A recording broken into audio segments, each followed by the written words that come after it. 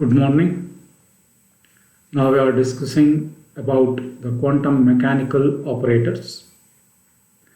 We are familiar with the operators such as addition operator, subtraction operator, multiplication operator in mathematics. In quantum mechanics, we specify an operator by defining its operation on a wave function. Similar to the operation of the operation of an operator in classical mechanics. I will show you an example. It is momentum. It is given by d by dt of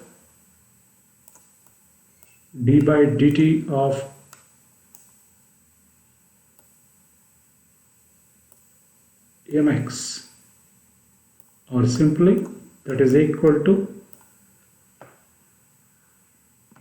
m into dv by dt, m into d by dt of x, which is a function of time. X is a function of time. This is my momentum operator. M into d by dt is our momentum operator. This momentum operator is operated on the function called displacement. Displacement is our function. As an example I am taking, m into d by dt is the momentum operator.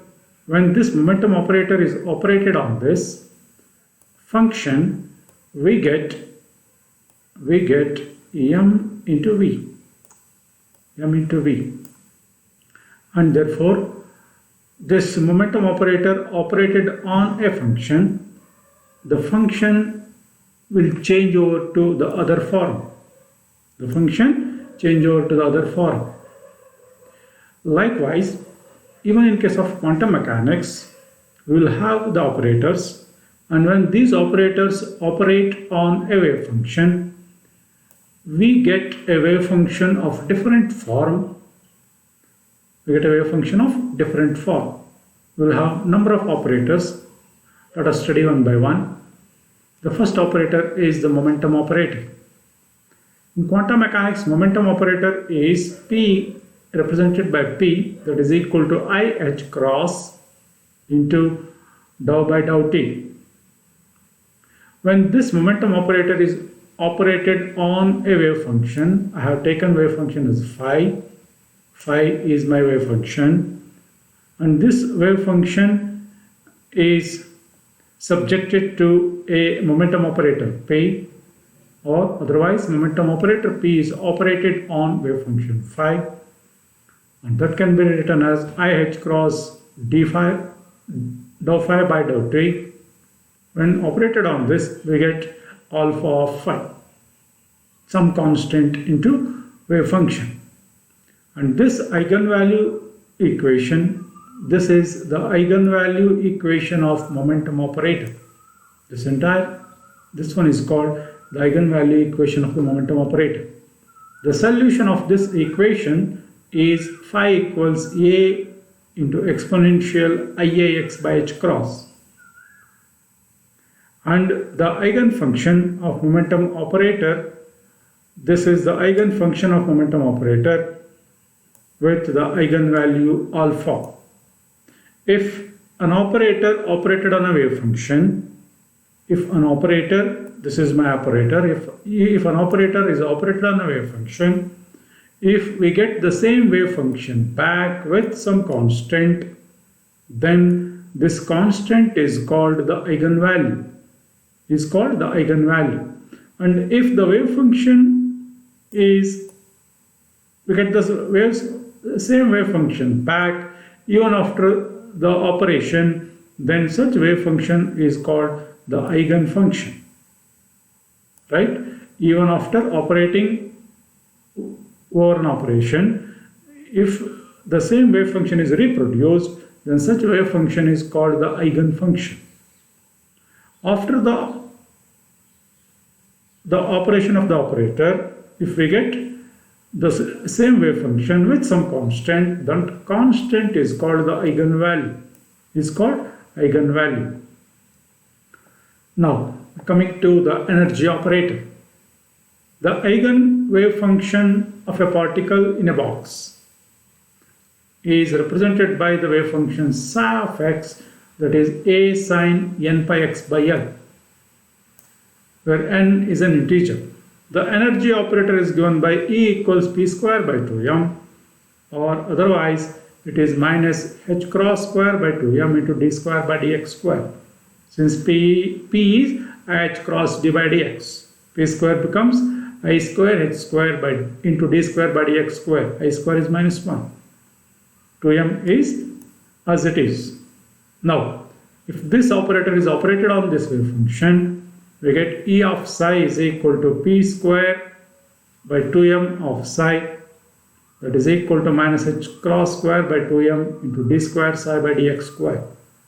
This is constant. Now d square psi by dx square is operated on psi. If this is integrated twice, we get d psi by dx equals, d psi by dx is equal to, I will show you, d psi by dx is equal to, this is equal to n pi by L into a cos n pi x by L. Now, differentiating again, d square psi by dx square, d square psi by dx square will be equal to, d square psi by dx square will be equal to n pi by L whole square, with a negative sign, because differentiation of cos is minus sign. It is a sine n pi x by L, a sine n pi x by L, and this is our psi. We got it back with this extra term. Therefore, we get, as there is minus already, minus into minus is plus, it is h cross square n square pi square by 2m L square into psi of x, and therefore this constant is called the eigenvalue function, and this is called the eigenfunction. The eigenfunction, since we have reproduced the same after subjecting to the energy operation. Now this is the energy eigenvalue and this is the energy eigenfunction. Now coming to Born's interpretation of a wave function. So according to Max Born's first assumption, a particle is said to be an indivisible dimensionless point. It is an indivisible dimensionless point. Its dimensions are almost negligible and it cannot be further divided. That is the first assumption made by Max Born. Its exact position cannot be found. According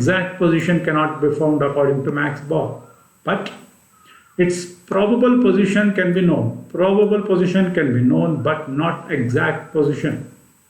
So according to the first assumption, the quantity psi star that will be equal to psi square has to be interpreted only as probability density. Psi star that is equal to psi square gives the probability of finding the particle at some point, at some instant of time, not the exact position. It is the probability of finding, that is the probable position, not the exact position. That is the probability per unit volume for a particle in state psi. To be more accurate, the particle is described by the wave function psi. Then the probability of finding the particle in a given volume dV at point R is proportional to psi square. That is, probability of finding the particle in a volume dV is dP equals psi square dV. dP represents the probability of finding the particle in volume dV. Right? Psi represents the particle, wave function of the particle. For finite region of volume, PV is equal to integral over volume V psi square dV, where dV is dx divided dz. Since it is certain that the particle is somewhere in space, hence the probability of the particle in space is 1. Since the particle is somewhere in space, hence the probability of finding the particle through that space is 1, because it is there. If the integral extends over all the space, that is from minus infinity to plus infinity, psi square dV is 1, because we have considered the particle somewhere in space, and therefore the integral between minus infinity to plus infinity, psi square dV is 1. If the particle is not there in space, then we get, instead of 1, it will be 0. If the particle is not there. Since the particle is present somewhere in space, therefore the integral of psi square dV will give you the value of 1. Such wave function is called normalization. This we call it as the normalization. The probability of finding the particle somewhere in space is equal to 1 is called normalization. This is Born's interpretation of wave function. Thank you.